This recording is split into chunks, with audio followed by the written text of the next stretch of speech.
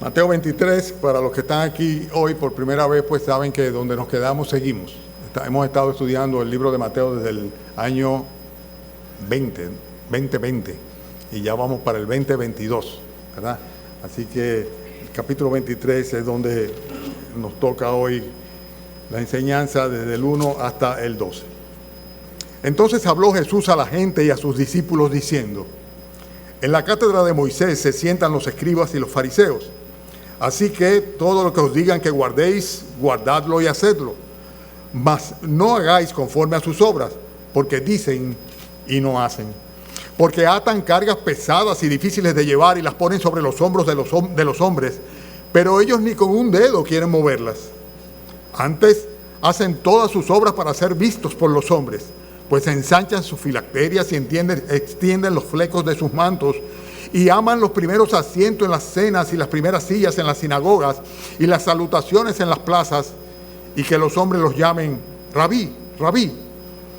Pero vosotros no querráis que os llamen rabí, porque uno es vuestro maestro, el Cristo, y todos vosotros sois hermanos. Y no llaméis Padre vuestro a nadie en la tierra, porque uno es vuestro Padre, el que está en los cielos. Ni seáis llamados maestros, porque uno es vuestro maestro, el Cristo.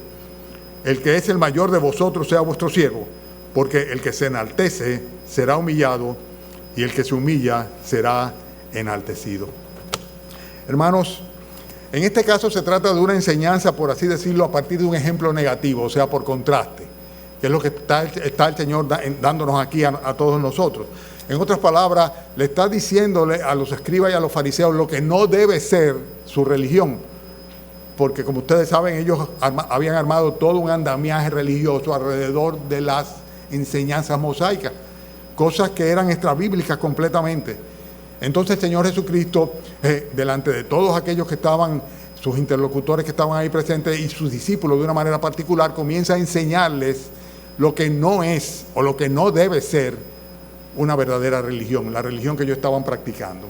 Los escribas aparecen en los tiempos de Esdras. Ustedes recuerdan que cuando se habla de Esdras, en el mismo libro de Esdras, se dice que era un escriba docto en la palabra de Dios. Estamos hablando del año 458 aproximadamente antes de nuestro Señor Jesucristo. Y la responsabilidad que tenían los escribas era la de cuidar, la de copiar, la de interpretar inclusive y aplicar entonces la palabra de Dios. O sea que tenían en cierta manera una responsabilidad que podríamos decirle que le corresponde hoy día a aquellos que enseñan la palabra de Dios, a los ancianos, a los pastores también.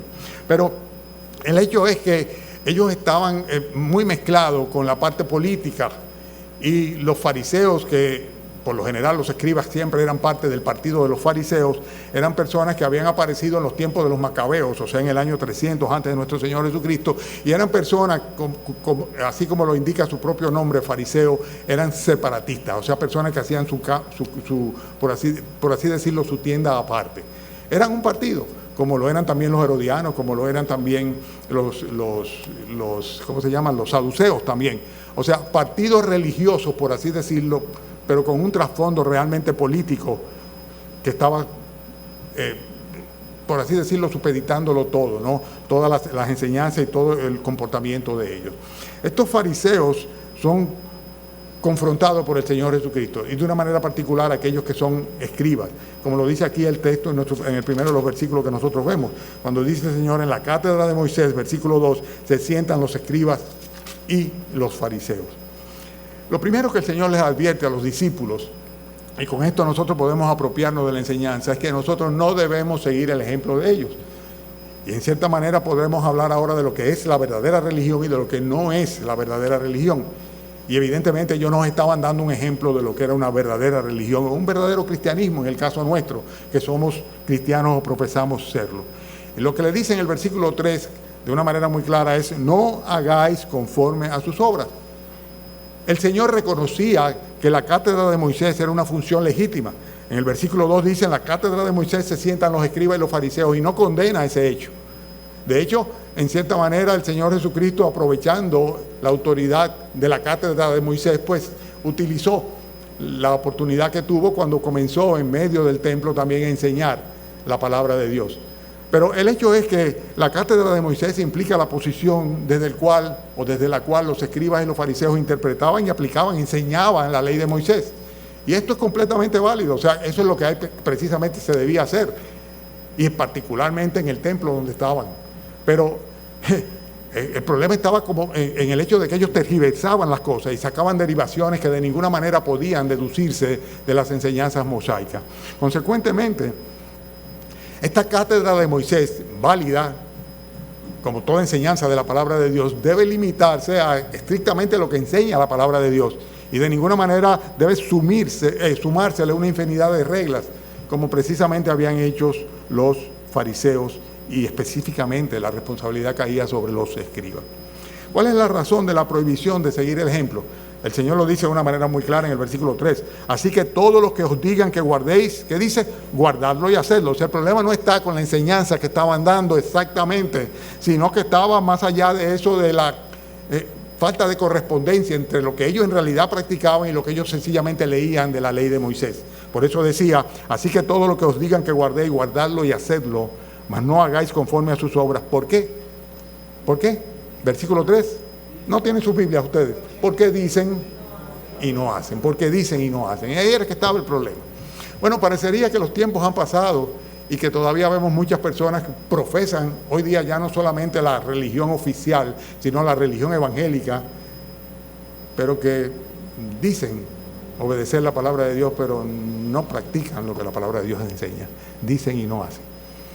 Y esta no debe ser la religión que nosotros practiquemos, sino que debe ser una que vaya consona, que vaya de acuerdo a lo que realmente predicamos. O sea, debe haber una coherencia entre lo que enseñamos y lo que practicamos o lo que vivimos. El problema de los escribas era que ellos estaban enseñando perfectamente bien, desde el lugar apropiado, la cátedra de Moisés, en el templo perfectamente bien, en la posición de autoridad bíblica perfectamente bien, pero a la hora de lo que era su vida regular, evaluarla, pues sencillamente ellos no eran capaces de ser consecuentes con lo que ellos mismos enseñaban.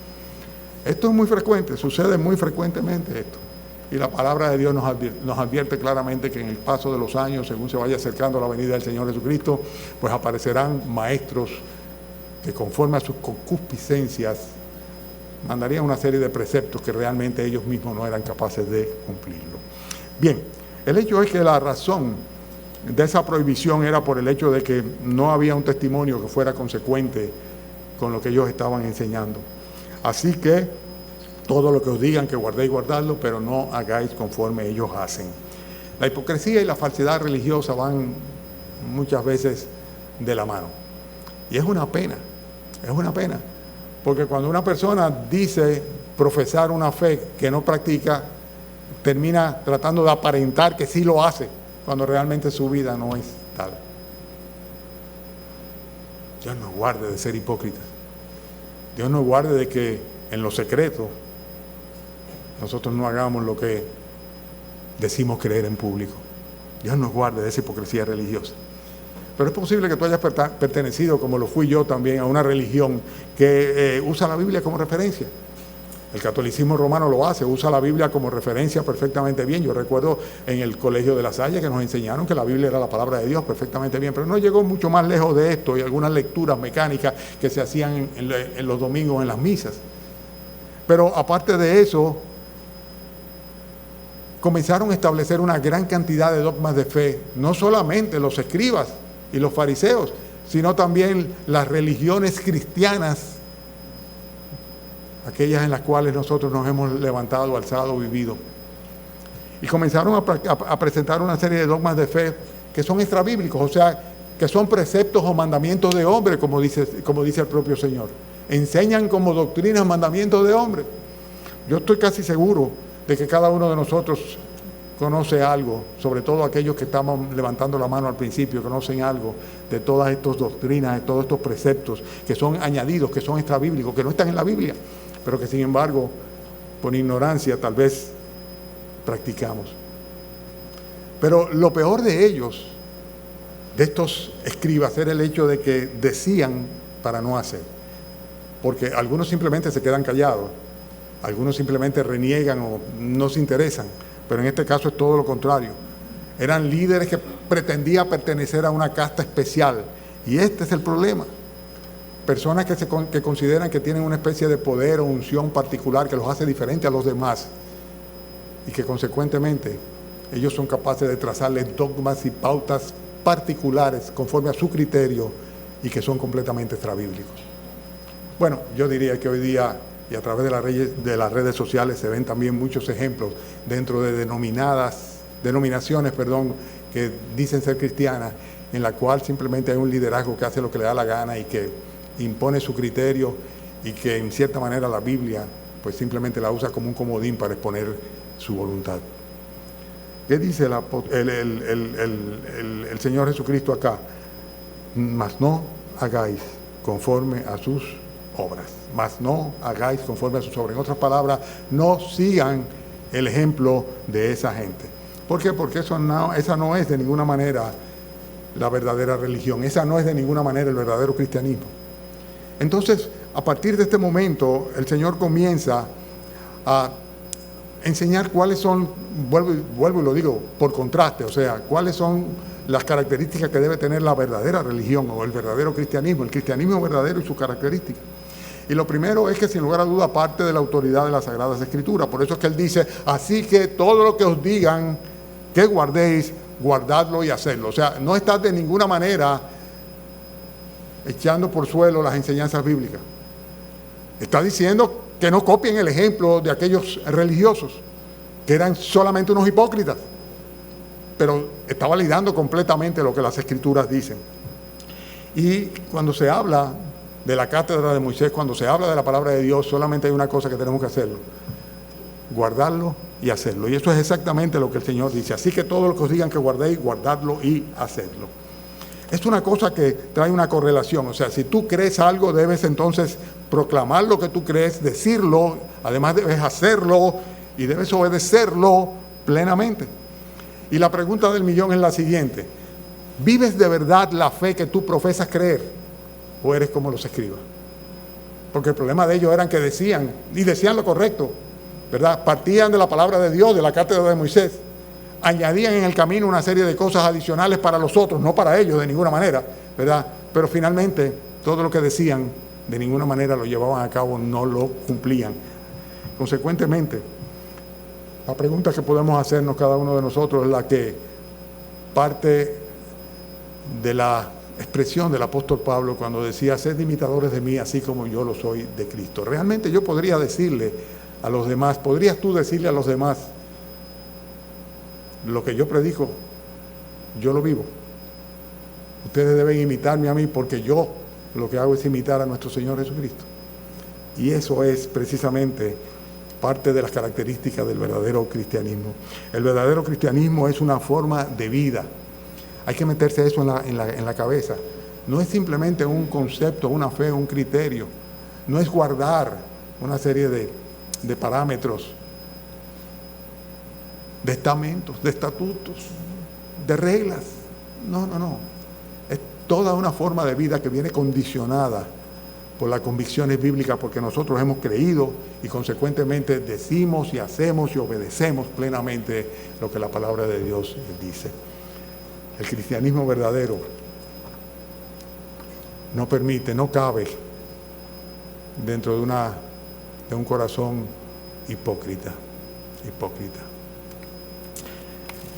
Además de esto, cuando hablamos del cristianismo verdadero, vemos nosotros por el versículo 4 aquí, que de ninguna manera consiste en reglamentos o prohibiciones humanas. En el versículo 4 el Señor dice que los escribas y los fariseos ataban cargas pesadas y difíciles de llevar, la ponen sobre los hombros de los hombres, dice, pero ellos ni con un dedo quieren moverla. En otras palabras, son mandamientos de hombres. Y fundamentalmente lo que hay por lo general es un celo enfermizo por mantener control hegemónico sobre los fieles. Y a veces lo hacen con una sutileza tal que parecerían, ay no, si son tan mansos y tan inocentes. Pero si le añaden al mandamiento de Dios, automáticamente están constituyéndose en autoridades extrabíblicas, consecuentemente por encima de la autoridad divina.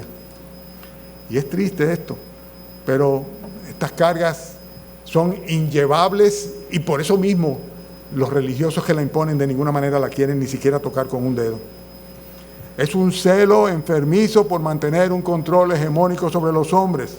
Por eso le ponen cargas para que los hombres no puedan y entonces siempre haya un sentimiento de culpa y no puedan ejercer su libertad cristiana plenamente.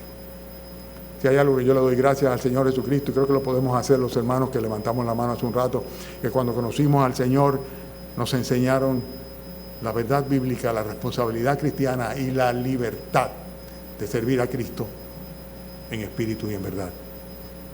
Porque eso es lo que dice la Escritura, que tales adoradores, tales servidores, tales siervos, tales creyentes son los que el Señor quiere.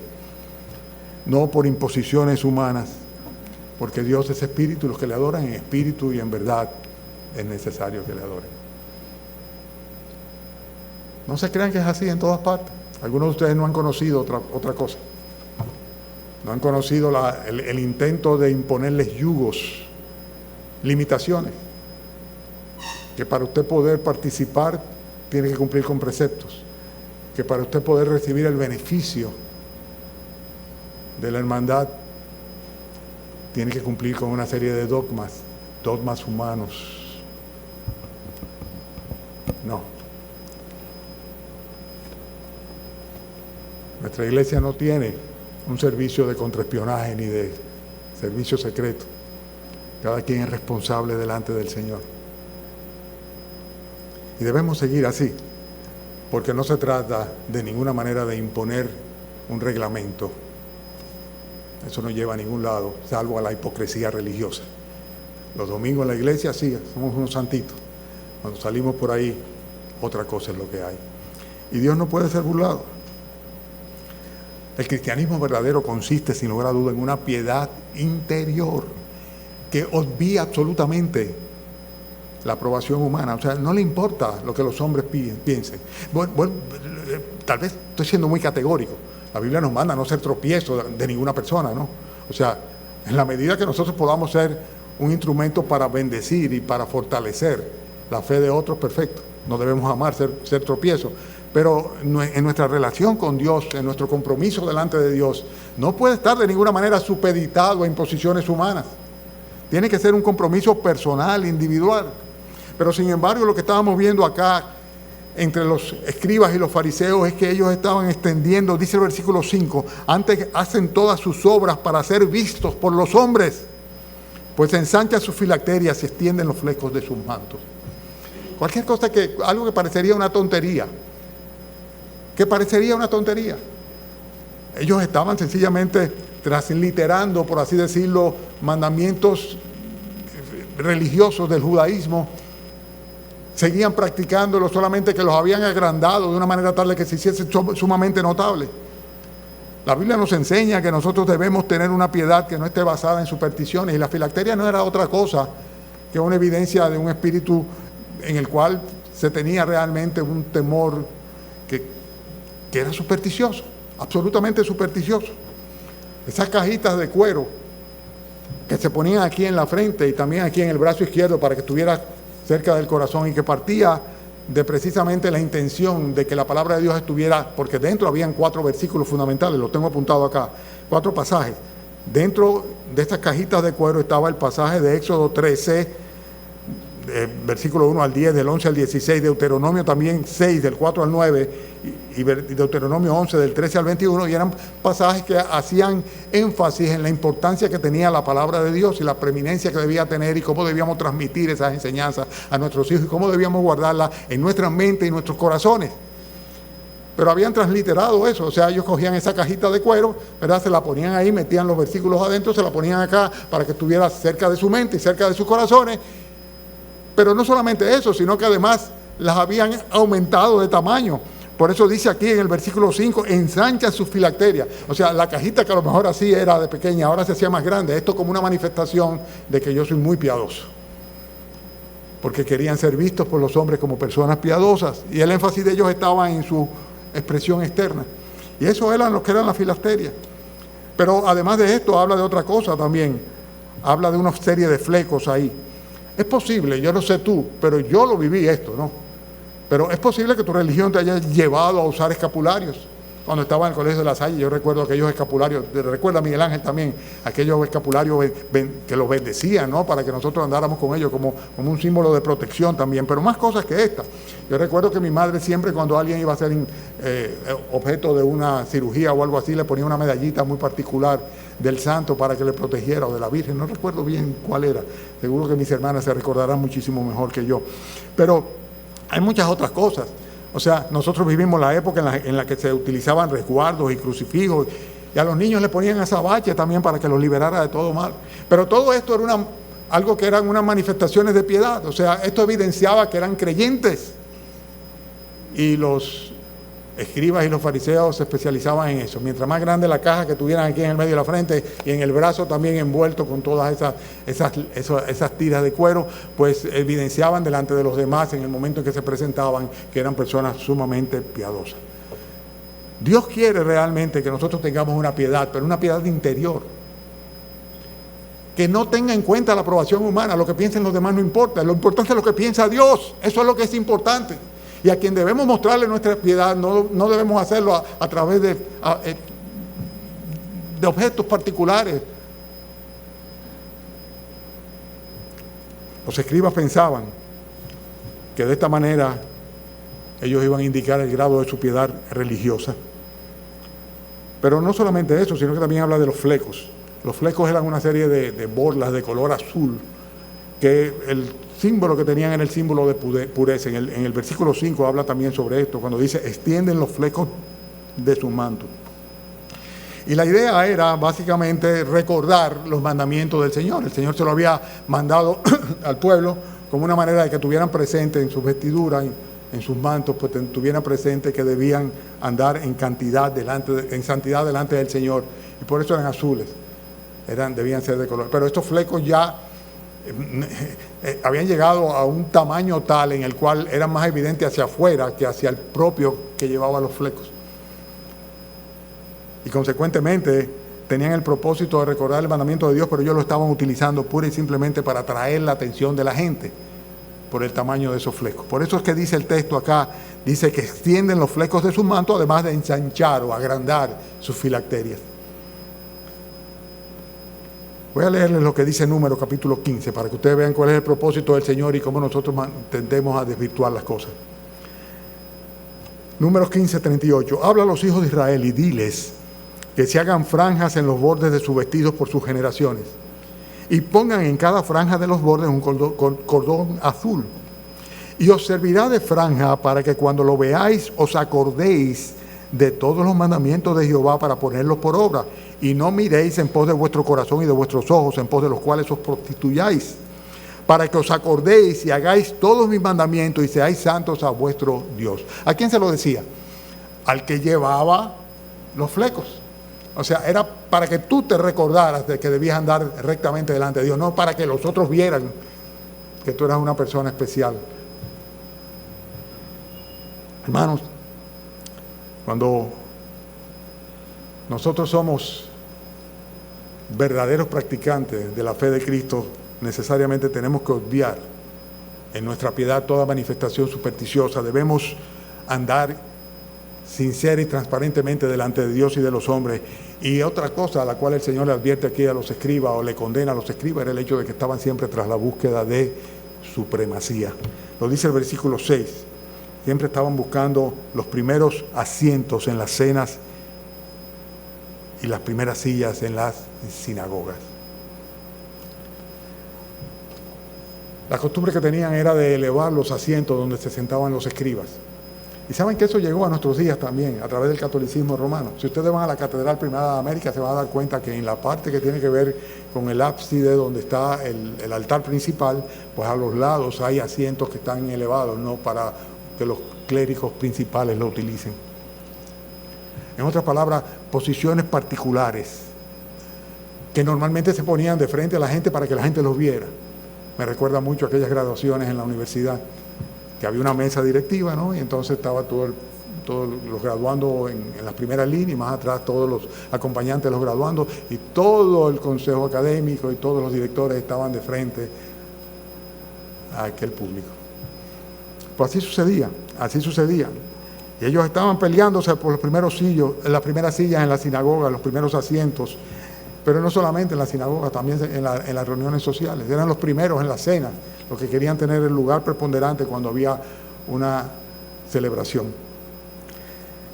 Hermanos, la verdadera religión consiste, vuelvo y repito, en una piedad interior que no toma en cuenta la opinión de los hombres, la aprobación humana, que no tiene supersticiones, que no se basa en falsas apariencias de piedad y que no busca de ninguna manera tener supremacía o preeminencia sobre los demás. Parte de una comunión íntima con su Dios, algo que es en lo secreto. Y es la promesa del Señor, que así, cuando nos relacionamos con Él en lo secreto y oramos en lo secreto, Él terminará recompensándonos después en público. Ahora bien, ¿de qué estamos hablando? Partimos de lo que no debe ser para mostrar por contraste lo que sí debe ser, ¿verdad? Y otra cosa que no debe ser de ninguna manera en la verdadera religión o en el verdadero cristianismo es que Cristo sea suplantado absolutamente por nadie. Y este punto es importante, versículo 7 y versículo 8. Cuando dicen que ellos buscan las primeras sillas en las sinagogas, dice también en versículo 7, dice que las salutaciones en las plazas y que los hombres los llamen, o sea, procuran los primeros asientos en la cena, las primeras sillas en la sinagoga, las salutaciones en la plaza y que los hombres los llamen Rabí, Rabí. Pero vosotros no querráis que os llamen Rabí, porque uno es vuestro maestro, el Cristo, y todos vosotros sois, ¿qué? Hermanos. Ese pasaje me recuerda tanto al hermano Pablo Holes, que cuando alguien le decía reverendo no, muy reverendo, o reverendísimo. Él hacía mofa de alguien que le llamaba de esa manera, porque para él era simplemente Pablo. Y como Pablo lo tratábamos, no obstante siendo un siervo del Señor, al cual recordamos con tanto cariño todos los que estamos aquí de aquellas épocas, ¿verdad que sí? Él era simplemente Pablo, pero los escribas y los fariseos no eran así. Rabí significa mi Señor, y más que mi Señor, mi gran maestro. Esto es lo que significa Rabí, es reconocer, ¿verdad?, a una persona como un doctor de la ley, como una persona que tiene autoridad y que es un Señor, un maestro. Y el verdadero cristiano no pretende de ninguna manera tener una virtud en particular, una sabiduría, una ciencia, una revelación especial. Lo que tenemos es lo que está al alcance de todo el pueblo del Señor. Y solamente Jesucristo es el Señor. Él es nuestro maestro, Él es nuestro guía. Y eso es precisamente lo que enseña acá. Cuando dice el versículo 8, pero vosotros no querráis que se os llamen Rabí, porque uno es vuestro maestro. ¿Quién? Versículo 8. ¿Quién? El Cristo. Nuestro maestro, nuestro guía, nuestro mentor es el Señor Jesucristo, sin lugar a duda, a pesar de que Él pueda utilizar instrumentos humanos, pero en un plano de igualdad, como hermanos, simplemente. Pero también es una amonestación muy clara en el versículo 9, cuando dice, y no llaméis Padre vuestro a nadie en la tierra, porque uno es vuestro Padre, el que está en los cielos. Solo el Dios y Padre de nuestro Señor Jesucristo merece ser llamado Padre, porque Él es el autor y el dador de la vida. Y no solamente de la vida física, sino de la vida espiritual también. Él es, solamente Él. Me da pena cuando veo personas de la religión oficial o estatal. Le llamamos así porque es una religión oficial, que llama padre a sacerdotes, cuando ni siquiera pueden ser intercesores del pueblo delante de Dios. Como sacerdote, mucho menos pueden suplantar la posición de Dios como Padre. Hay que tener mucho cuidado con esto. Si bien es cierto que cada creyente debe constituirse en padre espiritual de hijos espirituales mediante la predicación del Evangelio, como decía Pablo de Timoteo, que era su hijo en la fe. Pero sin embargo, tenemos un solo Dios y Padre, que es el Padre de nuestro Señor Jesucristo, el autor y dador de la vida. Y además de esto le advierte que no debemos llamar a ninguna persona maestro o guía, porque la dirección que debemos seguir necesariamente es la del Espíritu Santo. Él es el Paráclito, Él es el Consolador, es el que se pone al lado de nosotros, Él es el que mora en nuestros corazones, Él es el que nos guía a toda la verdad. Y por eso tenemos que depender de Él en cada momento para poder discernir la voluntad de Dios a través de las Escrituras. Por eso la advertencia acá, no llaméis maestro, no llaméis Padre, y no se empeñen en que le estén diciendo Rabí, Rabí, buscando la alabanza o la adoración de los hombres, porque el único que merece la gloria, la honra, la alabanza es nuestro Dios. Dios Padre, Dios Hijo y Dios Espíritu Santo.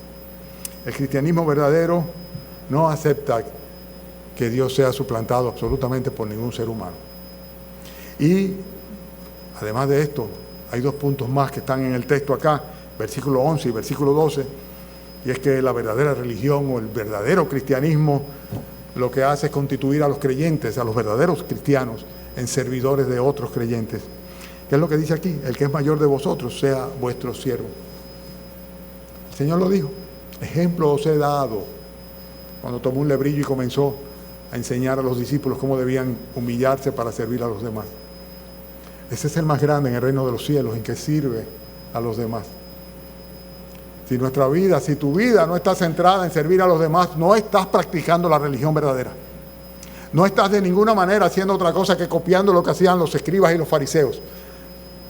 Si no estás consagrado al servicio a Dios a través del servicio a la iglesia de nuestro Señor Jesucristo, hay algo que no anda bien.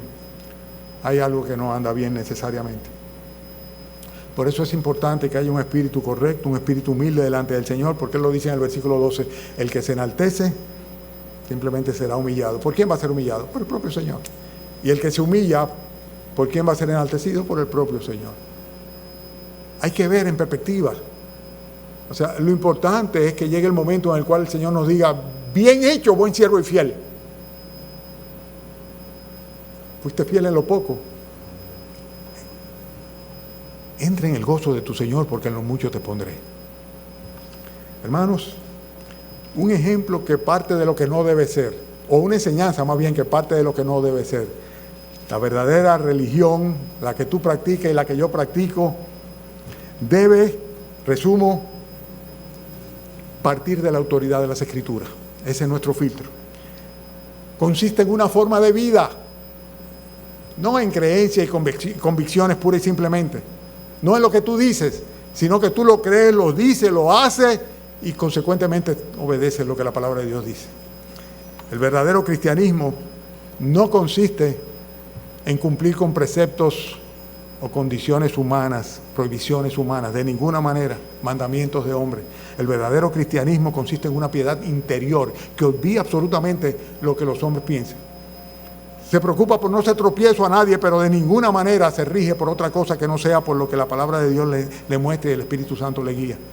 Consecuentemente no está perdiendo su tiempo con filacteria, ni tampoco de ninguna manera está poniendo flecos y tratando de aparentar ser lo que no es. Porque anda delante del Señor, de la mirada escudriñadora de Él. El verdadero cristiano no está buscando preeminencia o supremacía. De ninguna manera va a aceptar que Dios sea suplantado, sabiendo que el verdadero Maestro, el verdadero Padre y el verdadero Señor es Él. Que los demás somos simplemente, si Él le place, instrumentos, siervos, servidores. El verdadero cristianismo es aquel que tiene su vida dedicada al servicio a los demás. Uno solo es vuestro Padre, vuestro Maestro, el Cristo. Dice, y el que sea mayor entre vosotros, dice que sea vuestro siervo. Consecuentemente, la verdadera religión, el verdadero cristianismo requiere que tengamos un espíritu humilde delante del Señor y delante de los hombres también, y que nos dediquemos a servir, porque de eso que se trata, de servir, servir y servir. ¿Alguien dice amén? Amén. Amén. Oremos entonces. Padre, oramos a ti, Señor. Damos gracias, Padre, porque aún de lo que no debe ser, Señor, tú nos enseñas. Oh, Padre, necesitamos, Señor, del poder de tu Santo Espíritu para poder ser como tú quieres que seamos, Señor. Es que no nos sale, Señor, de una manera espontánea.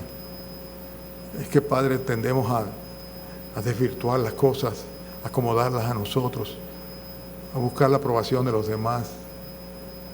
Oh, Señor, muchas veces, Padre, creemos que tenemos derechos adquiridos, Señor, y somos capaces de reclamarlos, Padre, y sabemos que no hay nada que podamos darte a ti, ofrecerte, sino solamente un corazón contrito y humillado, Señor. Oh Padre, en esta mañana en el cual tenemos gozo, y no por la fiesta, Señor, sino por el reencuentro de los hermanos, te damos gracias, Padre, por tu fidelidad. Te damos gracias por tu amor, Señor, por tu condescendencia para con nosotros, simples pecadores, Señor. Gracias, Padre, por haberte revelado en nuestros corazones, por haber permitido que conociésemos a tu Hijo Jesucristo como quien Él es, nuestro Maestro, nuestro Redentor, nuestro Salvador, nuestro Señor. Permite, Padre, que si en esta mañana aquí en tu iglesia todavía hay alguien que esté, Señor, practicando una religión pura y simplemente y que no haya recibido la vida eterna como un regalo de parte tuya, en el nombre de nuestro Señor Jesucristo, tú se la concedas esta mañana. Oh Señor, tú dices que es necesario arrepentirse de corazón del camino errado que se llevaba, Señor, dar media vuelta y comenzar a vivir para ti, profesando a Cristo por la fe como único y suficiente Salvador. Permite, Señor, que suceda eso en esta mañana sobre cualquiera que haya estado simplemente viviendo una religión. Ten misericordia, Señor, que sabemos que ellas no se acortan, Señor, y que con el paso de los tiempos, Señor, permanecen. Bendito y alabado sea, Señor. Te adoramos, Señor. Te glorificamos. Te damos las gracias en el nombre del Señor Jesucristo y te pedimos que nos despidas con tu bendición. Amén.